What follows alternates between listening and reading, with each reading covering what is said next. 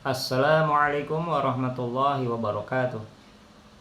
Semoga kebaikan selalu beserta kita semuanya. Semoga rahmat Allah selalu menyertai langkah kita semua. Dan semoga urusan saudara semuanya selalu dimudahkan oleh Allah. Saudara sekalian, di dalam Al-Quran surat At-Taghabun surat ke-64 di ayat ke-15 Allah berfirman, A'udzu billahi minasyaitonir rajim.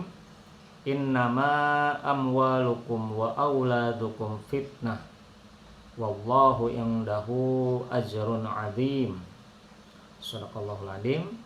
Yang artinya, sesungguhnya hartamu dan anak-anakmu hanyalah cobaan bagimu, dan di sisi Allah ada pahala yang sangat besar. Jadi saudaraku sekalian, Allah hendak memberikan kita nasihat di ayat ini ya tentang hakikat anak. Jadi anak itu di satu sisi menurut Allah bisa menjadi ujian, bisa menjadi fitnah. Wah, apa nih yang dimaksud fitnah di sini? Jadi yang dimaksud fitnah di sini itu ya, pas saya baca di tafsir, bahwa anak itu bisa menyebabkan kita dekat kepada Allah, bisa juga menyebabkan kita malah menjauh dari Allah. Nah, yang akan coba kita bahas di sini ada keduanya, yaitu bagaimana anak bisa membuat kita dekat kepada Allah atau menjadikan kita mulia di hadapan Allah, dan bagaimana anak bisa membuat kita menjauh dari Allah. Saudaraku sekalian, Allah berfirman di surat At-Taghabun bahwa anak itu bisa menjadi fitnah. Nah, apa yang dimaksud fitnah di sini? Yaitu anak bisa menghalangi kita dari menegakkan ketaatan kepada Allah. Wah, kok bisa? Iya, bisa. Bagaimana anak bisa menghalangi kita dari menegakkan ketaatan Allah? Pertama, anak bisa menyebabkan kita enggan melaksanakan ibadah, enggan melaksanakan perintah Allah. Seperti ketika kita sedang kumpul dengan anak, bercanda ria, ketawa-ketawa dengan anak, kadang-kadang kita menikmatinya ya gitu. Nah, dan di saat itulah kadang-kadang kita merasa berat untuk menjalankan perintah Allah. Mendengar panggilan adzan, berat untuk pergi ke masjid. Ada kajian, merasa berat untuk pergi kajian. Kenapa? Karena kita ingin selalu bersama anak, apalagi anaknya masih kecil ya, masih imut-imutnya, masih lucu-lucunya, karena itu selalu bersama anak. Nah, atau bahkan kalau dulu di zaman sahabat ya, ketika para sahabat sedang bersama anaknya, kadang-kadang ketika ada panggilan jihad, mereka itu merasa sungkan untuk pergi berjihad di jalan Allah, sehingga karena anak itu menjadi salah satu sebab mereka enggan menjalankan ketaatan. Disinilah anak posisinya menjadi fitnah atau menjadi ujian. Semoga kita mah ya, anak kita tidak menjadi fitnah atau tidak menjadi penghalang untuk kita menegakkan ibadah dan ketaatan kepada Allah Subhanahu wa taala. Atau kadang-kadang saudaraku sekalian ya, anak juga yang kadang-kadang selalu menjadi alasan bagi orang tua untuk tidak mengerjakan perintah Allah, seperti enggan bayar zakat, tidak bayar sedekah ya, tidak melaksanakan sedekah, tidak berbagi kepada orang lain misalkan itu. Salah satunya yang suka dipakai alasan itu adalah kebutuhan anak dan kepentingan anak. Atau orang tua itu merasa khawatir kalau dia berbagi dengan sesama, sedekah kepada orang fakir dan miskin, khawatir nanti anaknya tidak cukup gitu ya. Apa yang kita miliki itu tidak cukup untuk memenuhi kebutuhan anak. Nah, disinilah anak menjadi fitnah bagi orang tua. Yang selanjutnya, kadang-kadang orang tua juga ya suka menjadikan anak sebagai alasan untuk membenarkan perbuatan buruknya. Misalkan ada orang sampai mencuri, alasannya buat anak gitu ya, atau orang sampai nipu, alasannya buat anak, pinjam uang ke orang gak mau bayar, alasannya buat anak. Disinilah anak bisa menjadi fitnah, anak bisa menjadi ujian. Bahkan tidak sedikit orang tua yang pikirannya pusing gitu ya, kalut. Kenapa? Karena mikirin masa depan anak gitu. Nah, anaknya nanti kalau udah gede kerjanya di mana, sekolahnya kira-kira bagaimana gitu, sehingga hatinya itu gelisah gitu ya, resah gitu, sehingga dia terhalang dari bersyukur kepada Allah, padahal Allah memberikan nikmat kepadanya, memberikan banyak karunia dalam hidupnya, tapi karena dia terlalu risau akan masa depan anak, disinilah anak menjadi fitnah bagi kedua orang tua. Maka oleh karena itu saudaraku, jangan sampai Allah memberikan kita anak, anak itu malah menjadi fitnah buat kita. Kenapa? Karena hakikatnya ya, kita misalkan risau akan rezeki anak, kan yang ngasih rezeki anak itu hakikatnya bukan kita, tapi siapa? Allah. Allah yang memberikan rezeki kepada anak kita.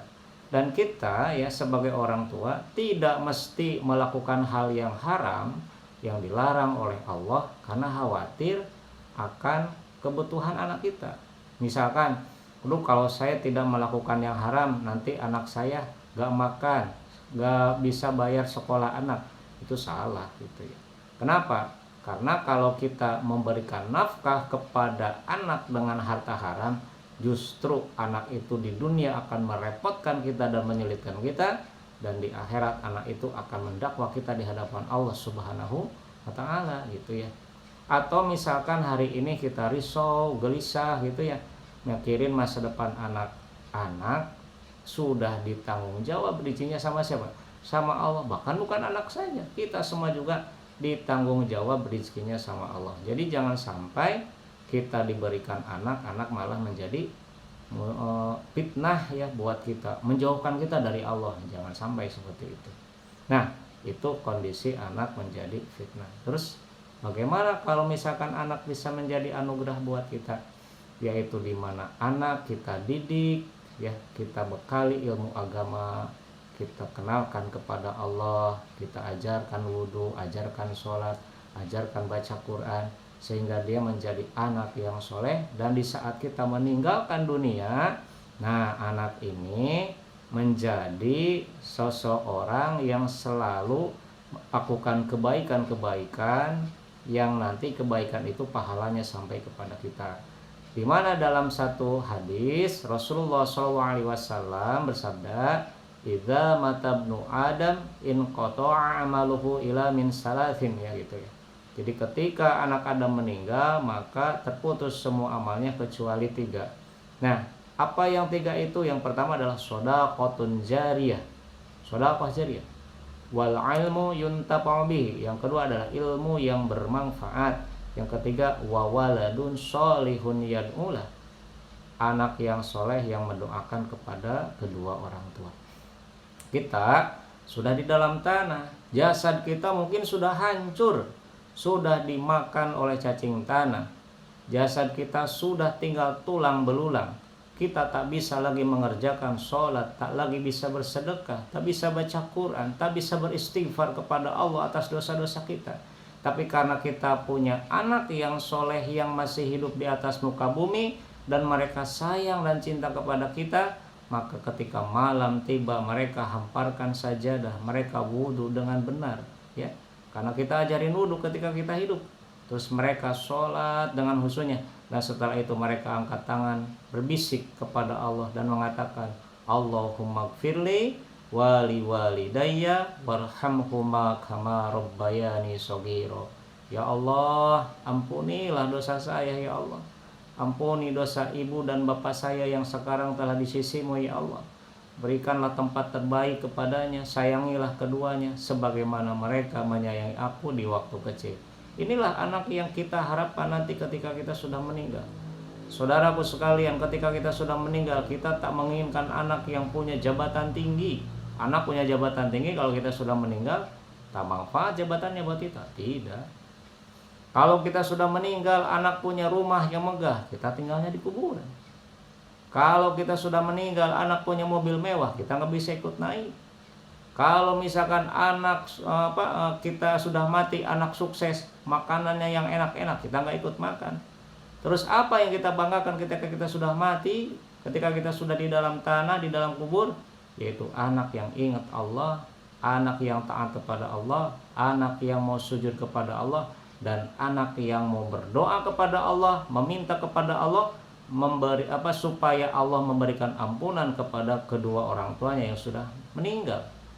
yaitu kita kalau sudah meninggal. Inilah anak yang kita harapkan ya. Oleh karena itu saudaraku sekalian, jangan sampai kita hari ini sibuk mengantarkan anak kita hanya sukses dunia saja, sampai kita lupa mengenalkan anak kita kepada Allah. Jangan sampai kita hari ini hanya mendorong anak kita supaya jadi orang yang sukses di dunia saja, tapi tidak menegakkan sholat, tidak baca Quran, tidak mengenal nabinya, tidak mengenal rasulnya. Khawatirnya nanti pas kita sudah meninggal gitu ya, mereka jadi orang yang sukses, tapi karena mereka tidak kita kenalkan kepada Allah di masa hidup kita, maka mereka menjadi orang yang jauh dari taat kepada Allah. Dan yang lebih menyakitkan apa? Ketika kita sudah mati, ketika kita sudah di dalam kubur, dan mereka menjadi orang yang sukses di dunia, kesuksesan mereka nggak bisa membahagiakan kita, dan mereka tidak mau berdoa untuk kita. Kenapa? Karena kita tidak pernah mendidik agama kepada mereka. Semoga yang singkat ini memberikan manfaat. Semoga kita semua dikaruniai anak yang solih dan solihah. Semoga anak kita tidak jadi fitnah buat kita, buat agama kita, dan buat dunia kita. Semoga saudara sekalian hari ini yang punya anak, anaknya dijadikan anak yang solih, yang solihah. Dan yang belum punya anak, semoga Allah berikan karunia, Allah berikan anak yang bisa memberikan kebahagiaan dalam kehidupan kita. Amin ya Allah ya Rabbal Alamin. Sekian dari saya, akhirul kalam. Assalamualaikum warahmatullahi wabarakatuh.